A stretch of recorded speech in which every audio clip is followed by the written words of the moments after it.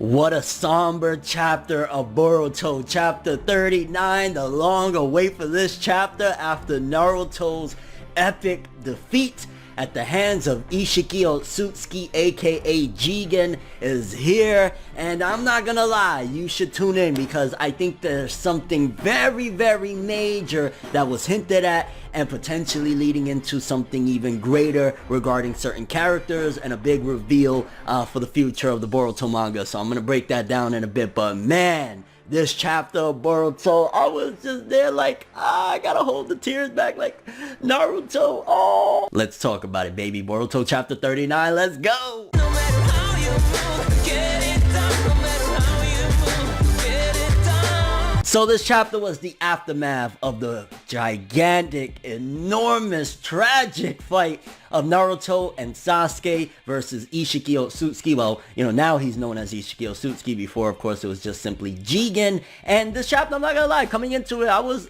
a little sad. I was like, oh man. So, you know, after Naruto basically was sealed away, you know, where do we go from here? The chapter, one of the things I was like, okay, lacking any type of continuation of like, okay, what happened with Sasuke after he took that butt whipping? Like, okay, he fell in front of Sakura, but where to next? What is his next plan? Because obviously with everybody grouping up and trying to figure out what the heck happened in Naruto, Sasuke could quickly, easily inform them like, hey, this is what happened. Hey, Shikamaru, I don't know what happened to you along the way, but cut it out with what you do to Kawaki. Because in the beginning of the chapter, Boruto and Mitsuki arrived to group up with Kawaki and Sarada to figure out, okay, what the heck is going on. There was a little bit of recap in this chapter, I'm not gonna lie. A lot of it was Kawaki just trying to explain himself, explain what the heck happened, where's Naruto, and you know, just trying to inform everybody. So it felt a little bit very small recap-ish, just kind of again giving the details to everybody. Because shortly after they group up, Shikamaru shows up and Shikamaru ain't playing, and man, just seeing the development and the change in Shikamaru from back in the day. Like, don't get me wrong, I think to a certain degree Shikamaru's always moved around, kind of militant. Obviously when he was younger it was more so mendokusai, you know, everything is a drag, what a drag, oh gosh, this is annoying. And to a certain degree, of course, as the series progressed through Naruto and Naruto Shippuden, Shikamaru, you know, he developed, he started changing, he started growing or whatever, so it's not completely a far cry from the original version of the character. But this chapter, you could tell he ain't playing no games. Like, his role at the side of Naruto is similar to a lot of the characters in the past, the predecessors of, like, if Naruto is shining in the light, very kind-hearted, very giving, very willing to give chances, Shikamaru is the one that's going to be like, nah, we need to investigate it further. Nah, I don't trust this, I don't trust that. Kind of like, you could compare it to like a Sarutobi and a Danzo. Obviously way less different. Danzo was a son of a gun, you know what I'm saying? Danzo was terrible, but he played again that more darker role, and I guess you could even argue Sasuke plays that role as well to Naruto's light. So that's where I would say Shikamaru's at right now. Because I mean, he uses the paralyzing jutsu to stop Kawaki in his tracks. He sets up barriers. Like, dude is a true full-fledged shinobi. Like, there's no way around it, because he's just like going ham, making sure that he gets to the bottom of what the heck just went down. And one of the things that I was like, wow, is when Shikamaru was like, yo, I'm gonna be real with you, I don't trust you, I never trusted you. I was like, bro, if anything is gonna make this character Kawaki change, because you know, there's still the possibility, despite the fact that most of us are already convinced that at the beginning of Boruto, where we see Kawaki versus Boruto, that nah, that's actually not you know, Kawaki, that's Isshiki Otsutsuki. You could look at it and make an argument to, no, that is Kawaki. Because if you think about it, the only people really that are accepting Kawaki at this particular point was Naruto and Boruto to a certain degree. Like, yeah, maybe Himawari and them, they're nice to him or whatever, but realistically, majority of these people don't really mess with Kawaki, and especially the way Shikamaru's coming at him. He's like, you could be a traitor, I don't trust you, what are you up to, hey, are you lying? Like, even when after Kawaki starts saying like, yo, this happened, that happened, and Shikamaru was like, yeah, are you leaving anything out? Like, maybe you're a traitor? I'm like, if anything is going to push this guy, it's going to be stuff like that. There's going to be stuff like that that's going to make him act differently and kind of convert to the darkness, so to speak. Because you could make the argument that just because one person or two people saw the light and treated him a certain way doesn't mean that everybody else is, and doesn't mean that that's going to be enough to just completely make this guy pure apart. He might just be like, you know what? yeah, Naruto is the exception, his son is the exception, but everybody else, screw them, we're gonna make a revolution, similar to what Sasuke did. So there's the argument that, no, that is Kawaki at the beginning of the series. He just goes through a dramatic change, and who knows, if all is said and done, for all we know, if he can't come back with some type of proof that Naruto is, you know what I'm saying, what happened to him, and it's the reality, and he's not a traitor, they might try to confine him. It was already put that he was on basically house arrest, that he can't go and come as he pleases, so to speak. He has to be confined to a certain area, and that already alone is to be like, but damn, I didn't do anything, and you know, I was treated horribly by Jigen, and now these people are treating me like if I'm captive to them as well. Like, Naruto was nice to me, everybody else treats me like crap. Screw them. And then we cut from that to a very, very interesting thing where I told you in the beginning of the video, I'm gonna start breaking some stuff down. We got Koji, Kashin Koji, and him talking a little bit more, and this was clear as day. He flat out gave what his motives were, what he's trying to accomplish, because he's at first, which kind of shows like, damn, Jigen must be really, really strong. For Koji to be 100% convinced, like, there's no way Naruto defeated him, and even if he teamed up with Sasuke, I still don't really see it. Maybe, you know, at best, which he's great at his deduction, so you could tell this dude is very, very wise. He was like, well, maybe he got weakened and he ran back to the base, and then that's when he revealed the bombshell of, this is my chance to take down Jigen. This is my chance to take him out of here. So right then and there, you know that whatever it is that he's doing, he is not really, really rocking with Kara the way the rest of the members are. He's not like Delta or, you know, just any of them, because he actually wants to take this dude out. You know what I'm saying? So now the theory that he is Jiraiya, right? Which I still... a big part of me doesn't want to believe it, simply because I feel as though Jiraiya's story was done so amazingly well. Like, that's one of the greatest depths I've seen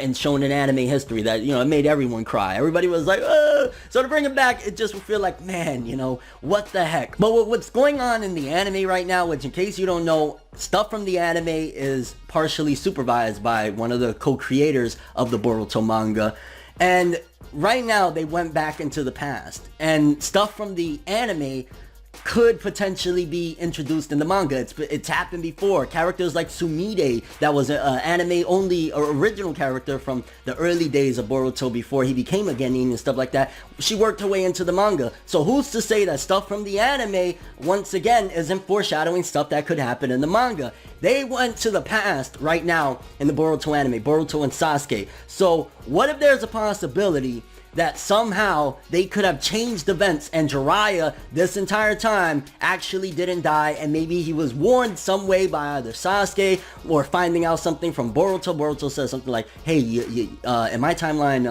or in the future, you're dead. You know, maybe he spills the beans. Jiraiya goes into hiding, bam, and he shows up. So that's a huge possibility that Jiraiya, based on something that's happened in the anime, which again, it's been proven before, they adapt stuff from the anime into the manga, could have been tipped off in the past by Boruto and changed the course of history to make it that he went into hiding this entire time. Another possibility is it could be that he's just some type of android creation, maybe from some of Jiraiya's DNA, similar to, you see how they have like a bot, like Delta's like a bot. It could very well be the same thing with Kashin Koji, that maybe he's just some hybrid of some sort, like an android or artificial human to a certain degree. So there's that possibility as well. But even him being an artificial human being, you know, android, so to speak, he still has the same mindset as the original Jiraiya, that is like, nah, I gotta do the right thing, I'll play along, I'll be a part of this cause, but we taking him down. But definitely huge revelation right there that he is 100% dedicated to taking down Jigen. He's talking to himself there. But also, you got to think, well, how is he going to get out of here if these barriers are being put up around Konoha to make sure nobody comes in and out, and to get more answers about Naruto? That means Kashin Koji is going to have to reveal himself upon leaving, unless, well, you know, because he was able to mask his aura, now that I think about it. So maybe, but then again, if they're keeping an eye out, nobody in or out, Kashin Koji will give himself up, and they might make chase at him. So I'm curious how he's gonna get out of there. I hope they don't make it a plot hole that like, hey, there's barriers everywhere, but hey, Kashin Koji slipped out without nobody noticing, despite they don't want anyone in or out. So there's a little contrast right there. But either way, it's more and more pointing towards this is a guy that's on our side. He's on the righteous side, whether it's Jiraiya, whether it's an artificial Jiraiya, whether the other theory that is Ino's father and he's, you know, just grown a lot of facial hair and gotten older or something like that. There's so many possibilities, but definitely very, very huge. He's trying to go for Jigen's jugular, baby. Then we cut to Jigen. He's in some sort of pod, and the scientist, Amado, I want to say his name is, he's like, yo, it's going to take you 2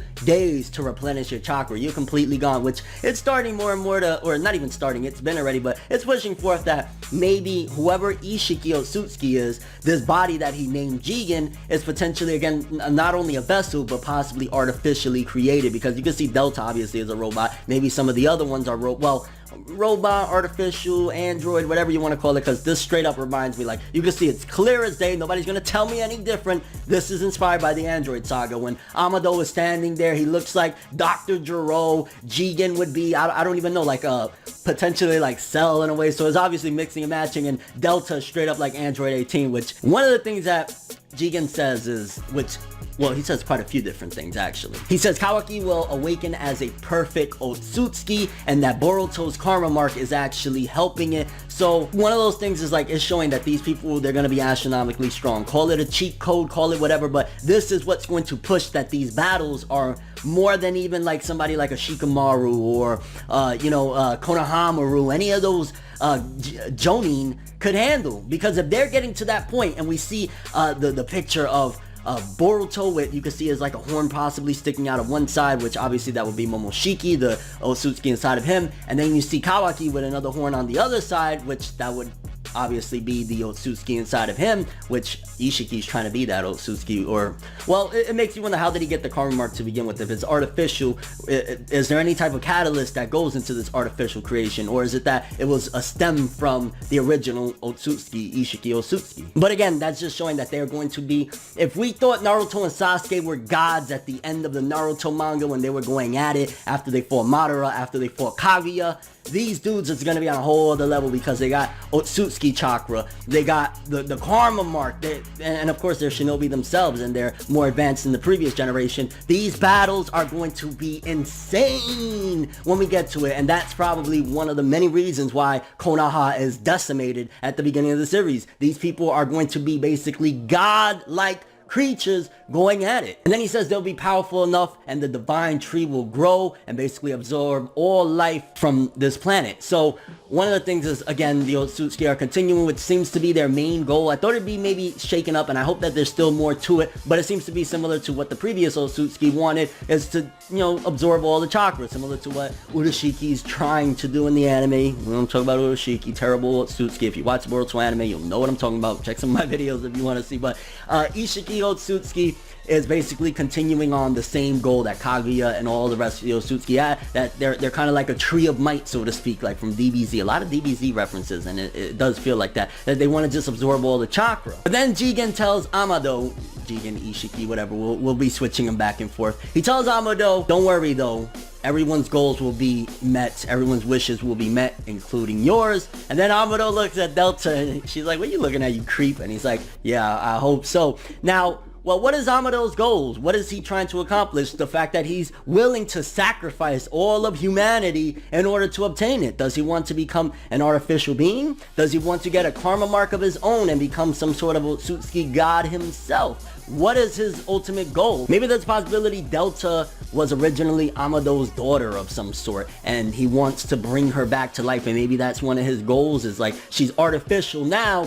but one of his wishes is to make her real again, bring her back to life, so to speak. That way she's not like that. So I'm curious exactly what is Amado's goals and why he looked at Delta when it was referred to like, don't worry, your wish will come true. Either that, or he really is a creep and he just wants to smash Delta, like, I will hand you the world, you can destroy it, just let me get inside of that android. Like, oh, Krillin. Then we go back and Shikamaru's continuing, you a spy, dog, you a spy, I know you a spy, don't try and play me, fam. And we get a little bit of reflection, which it gets real somber and sad, of, just Kawaki reminiscing on the love that was shown to him from Naruto, when, from the beginning of saying, hey, I'm what they call the Hokage of this village, but I love all you guys and stuff like like that. And it just really shows the contrast, breaking down this character. I think the writer is doing an incredible job at really making us understand this guy Kawaki and just how broken he really is, because he's comparing and contrasting on one hand the incredible love that was shown to him by the 7th Hokage Naruto, but at the same time what was done to him in the past by Jigen. How Jigen was like, nah, you're empty, you have a hole in your heart, you're always going to be empty. And it's showing like, man, he wants that change, he wants to get over that hurdle, but at the same time his past is still dragging him back, and it's an internal struggle for Kawaki. I like that. I think that it's making for one of the main antagonists seemingly of the series, is making him more deep and complex. And to be honest with you, it's making it that I hope when Boruto and Kawaki go at it in that final showdown, that Kawaki actually is Kawaki. I don't want that to be Isshiki Otsutsuki. The build-up that we're having and everything, and that fine line that Kawaki is toting and walking on, it would be insane to just see, okay, he was very, very appreciative of the benevolent Hokage. Maybe because everyone else treated him like dog crap. He's like, well, just because 1 or 2 people treat me nice, that doesn't change it. Everything needs to change. We need to destroy and rebuild, so to speak. And I thought it was a nice touching moment as well to dive more into Sarada's character. Like, we're getting character development for a lot of characters in this series, and I'm glad, because one of the complaints people had for the original Naruto manga was that it was the Naruto and Sasuke show. Not only do we get cut back to just see Shikamaru's grown, of course, a lot of the things with Naruto, we get Boruto, we get Kawaki, but then Sarada is like, yo, I'm not gonna lie, I used to be jealous of Boruto, you know, and I wondered what my life would have been like had Naruto the Hokage been my father, opposed to, you know, because you gotta think, Boruto used to complain, and she even says, man, it used to really irritate me that he was complaining about his father and stuff like that. Meanwhile, her father was nowhere to be found. He didn't even recognize her. She was, you know, almost killed by Sasuke. So I thought that was nice, touching, and at the same time, it was more so just opening up and getting inside of the character of this young girl, that she went through it too. So just seeing them bond and everything, it seems like, and it feels kind of like the original Team 7, and if you think about it, it kind of is, plus Sai, because you got Boruto, Sarada, Mitsuki, and Kawaki. It's kind of like Naruto, Sasuke, Sakura, and Sai, although Sai was terrible. I'd argue that, honestly, all of these characters from here are, I enjoy more than Sai. So if there's anything like that Boruto did better than Naruto, it was like Sai always felt like he was just, there was some cool stuff and some heartwarming stuff, or sad stuff, honestly, finding out his past with his brother and stuff like that. But I will say I pick Kawaki over Sai, and I'd pick Mitsuki over Sai, which either one of those characters are potentially replacing that role that he had at one given point. If anything, it's kind of swapped. Like, Mitsuki would have been the Sai, because Kawaki feels more like the Sasuke. And it just probably pushed even more to Kawaki, like, which is why, again, I feel like he's walking a fine line. When they go and get the vase, and that Jonin is like, hey, maybe this is a sealing jutsu, and Boruto's like, you idiot, you're a Jonin and you're that dumb. Like, no. And Shikamaru remembered that Naruto told him about that vase, and that's probably gonna push Kawaki even more. Like, man, he even saved that shitty vase job that I put the vase back together, and he even saved that. So you could tell that Kawaki is so conflicted right now. Like, I'm to a certain degree empty, but this man showed me a different way, and